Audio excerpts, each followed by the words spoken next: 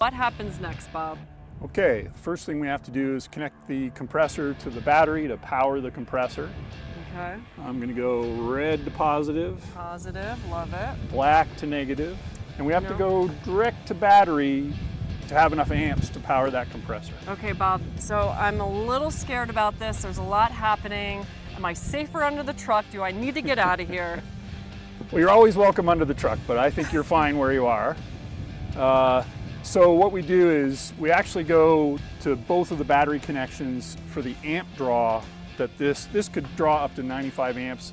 So it needs to be direct to battery versus putting that negative clamp on an engine piece or something like that. I like keeping the cord away from the fan, so I just go direct to battery terminal.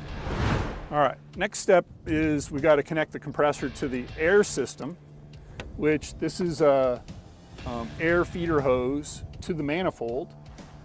And I'm going to open up the valve to allow the compressor to push air back to all 4 tires. And this is a high heat hose. We went through 3 different hoses in prototyping because of the heat that comes from the compressor.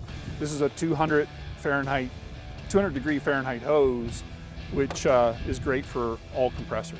And what is the number you're taking the tires back to? Because we started at 28, we went down to 15, now we're going back to... So the spec on this vehicle is 30 PSI for the road, so Okay. we're gonna take it back up to 30 PSI. Back to 30. All right.